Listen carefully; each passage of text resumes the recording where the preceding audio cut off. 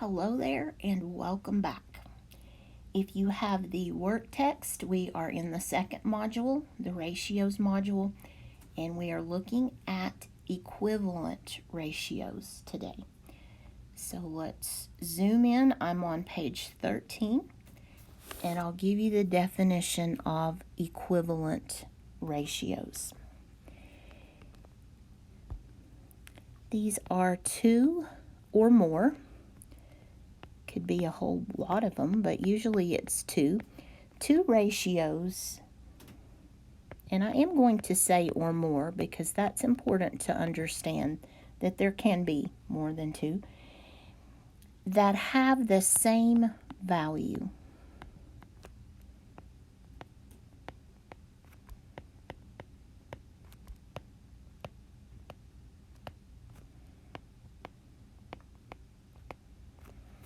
Okay, and I'm going to just make up an example. This is not anything that you can see on the page. It's just coming out of thin air.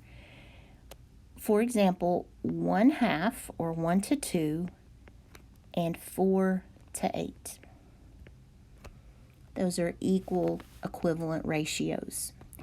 I could also add in 6/12 or 10/20 or let's do 8/16. All of those are equal. 8 is half of 16, 10 is half of 20, 1 is half of 2, and so on. So those are equivalent ratios. Okay, the assignment or the activity here is to go back to assignment 1 and simplify the ratios by hand. Now, I went back and brought out the ratios that we used in assignment 1. The array is still the same. I'm not going to draw another table. We did that. You know how to do it. But I didn't want you to have to flip back and forth. So I brought in the ratios that we need to do, and I'm going to show you how to do this by hand. So that means without the calculator. Now, at the bottom of this page, I'm going to show you the calculator, but I want you to know where this concept is coming from. So the first one was R to B. That's red to blue. So when I count my red ones, I see that there are 4, and I count my blue ones, and there are 2. And you notice that I did not do all 3 forms because I need to work with this mathematically. So the ratio of red to blue is 4:2. Here's how you do the simplifying, the equivalent part. And I'm zooming in because I want you to see just that part. I'm going to change colors, and I think I will use purple because that's not part of my picture. I want you to draw yourself a circle up here. It's what I call a bubble.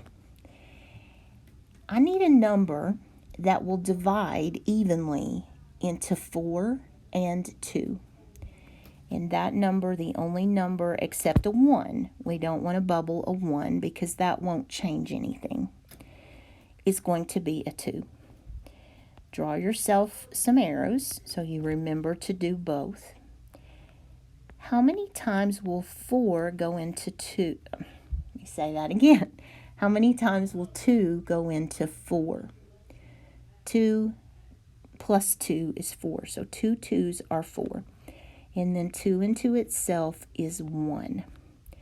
So what you've done is simplify the first ratio, and you have an equivalent ratio right beside it. You've done that by hand. Hang with me here. You're simplifying fractions. For those of you who have done fractions, that's the same concept that we're doing. Okay, number 2 is GT to YC. So let's get that written down, and then